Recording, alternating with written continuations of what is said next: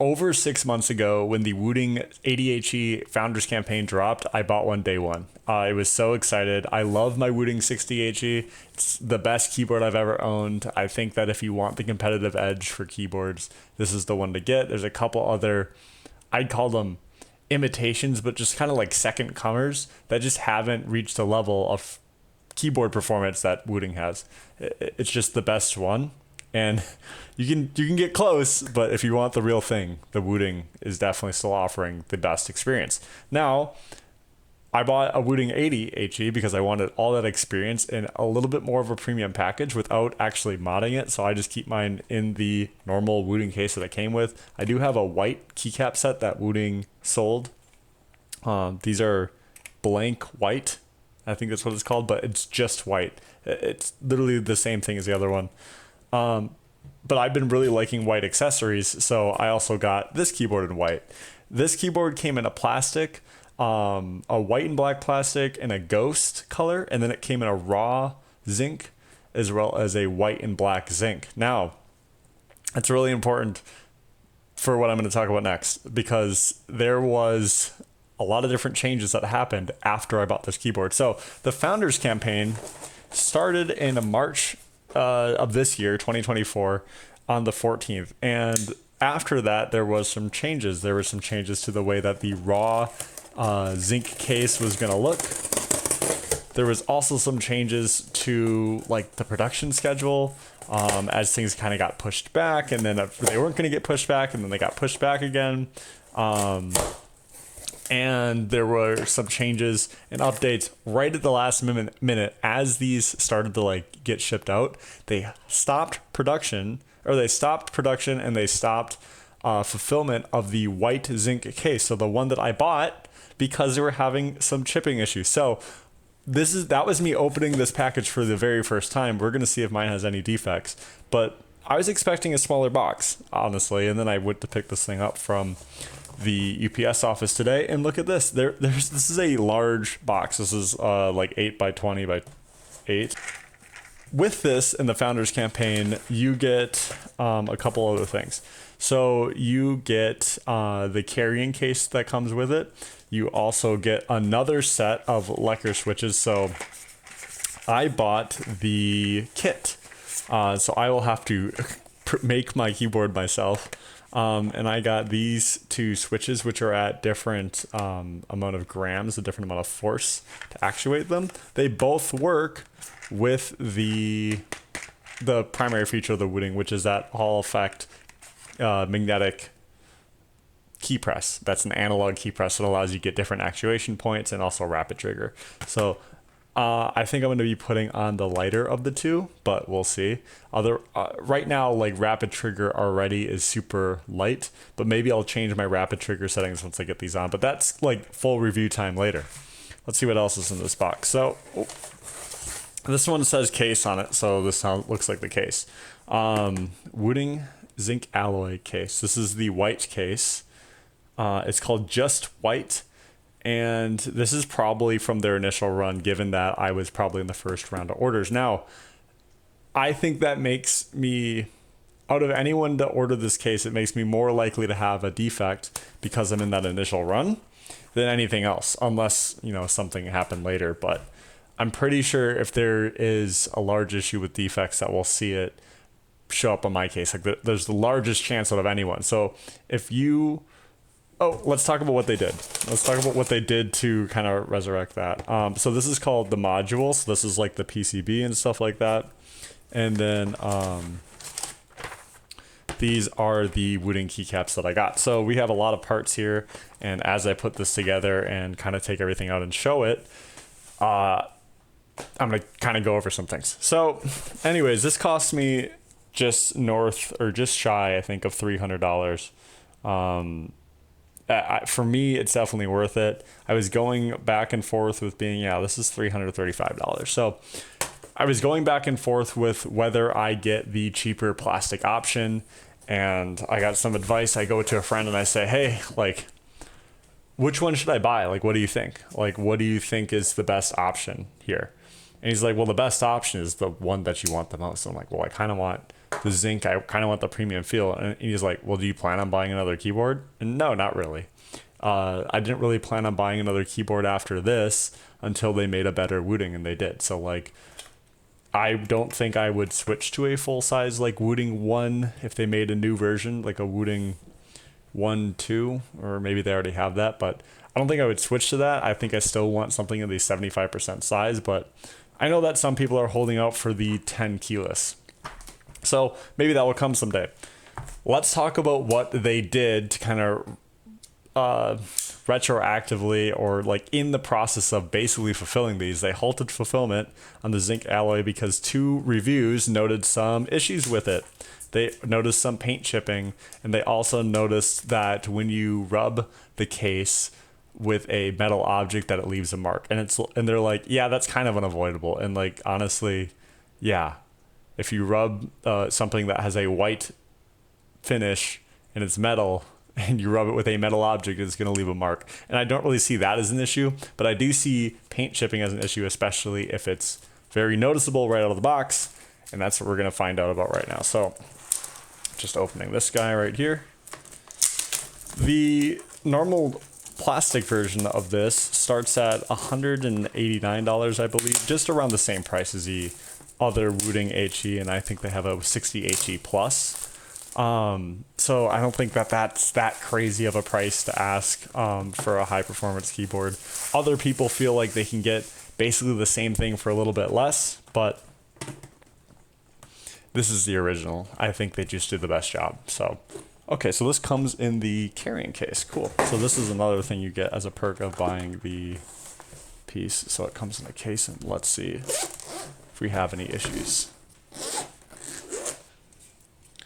So giving it a quick look around, I'm not seeing anything. The finish looks really nice.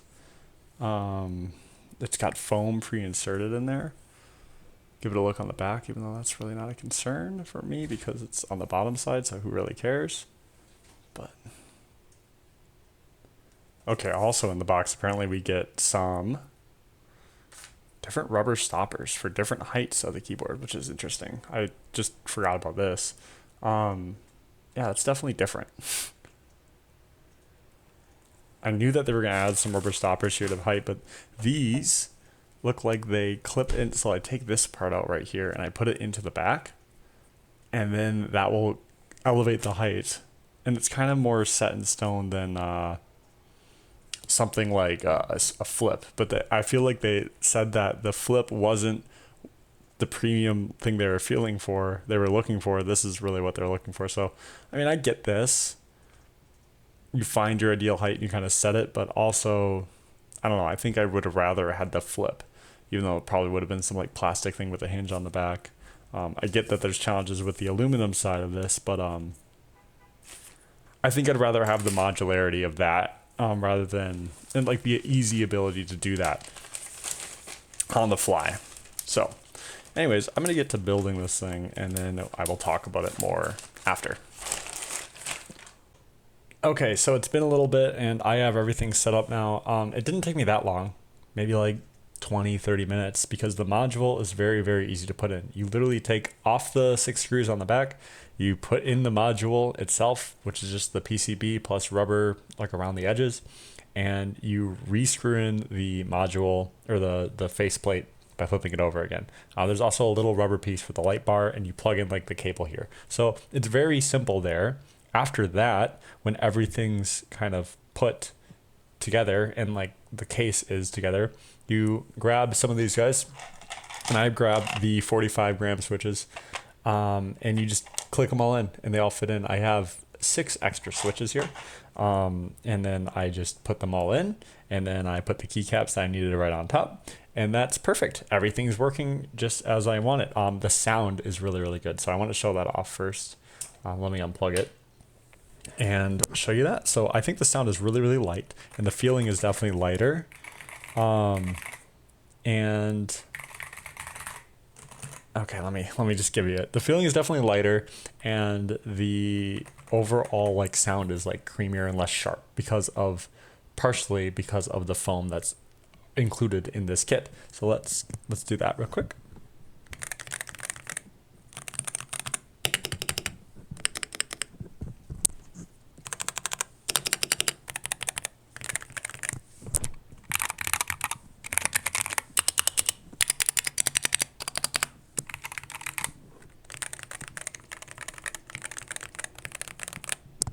Okay, so there's my quick sound test of what's going on here. And then I also want to show a couple more things while I'm still at this camera angle. So there is a slight curve to the way these keys are put in there, and you can see that here. Whereas the home row, the center of the keyboard, is slightly lower than the rest of everything, and then it kind of like curves out in each angle. But what that does is when you rearrange the keys how you want it for the I don't know what you call these, the home, end, insert, page up, page down, delete. I have the home and end right here because that's what I use more, and the end key is a lot shorter than the home key, and that just gives kind of a weird look. I wish that they had the option for a complete set of full height keys, kind of like what they have on the arrow keys, it looks like. But otherwise, this thing is pretty hefty. I don't have any nicks or imperfections on it. As I said before, let me put this up to just my face height now. So I don't have any imperfections or anything that I'm worried about right off the bat. I think it sounds really great, and I think it feels super great to use. I just got it set up in the software. You do have to have the V5 version of the software, which is and it's got like alpha drivers, so it feels very, very new still. But you can't use the desktop app yet. I used Edge or a Chromium-based browser to use the new utility tool to get the updates and everything. But after that, everything worked just fine. Took maybe like 30 seconds. Everything's all good, but you literally can't use the desktop version yet. I was only able to download like 4.7 version, and I needed at least V5. So that was one thing that I wasn't expecting, but it feels like, since they're delivering, that this product should be a little bit more thought out. But also I am what's considered like the founders campaign, so I'm probably part of the first wave to actually receive this within the United States. So knowing that I'm an early adopter, I'm kind of getting some of the vibes as I have with other early adopter products, where it's like, this could be a little bit smoother, but is it a game change? Is it a deal breaker? No, not at all. Definitely used to dealing with that. The color is really nice on these LEDs. I don't know. I think that just the whole deal looks very, very nice to me. And it's hard to correctly portray in this lighting. It doesn't have the shine through on the key. It just kind of has the backlight, and that's part of the keycap set that I chose. If I really wanted to go for it, I could take off a keycap set like this, or get another shine through keycap set with north facing LEDs and use that. So I'm not really looking for that. I think this looks really, really nice to me. It's a little bit less bright, and that was something that I normally notice on my LED and RGB keyboards.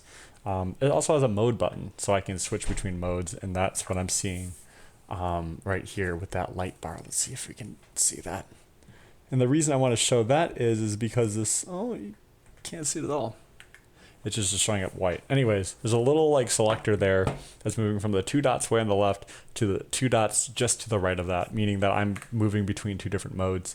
And I have them set up in the same like RGB profile, but it's a little indicator of like what's going on outside of just the RGB on the keyboard. And was the intention for this. Now, there's a lot more going on in the software, and I can't show everything in this video, but what I want to happen is I want people to ask questions about the keyboard and my experiences with it as I use it, probably over like the next 2 weeks, and then I'll make another video, an update, and I'll try to answer literally like every question I see in the comments, because we're a small YouTube channel and we can do that. So if you do have a question, please do ask it there. Otherwise, I'm just going to enjoy the keyboard.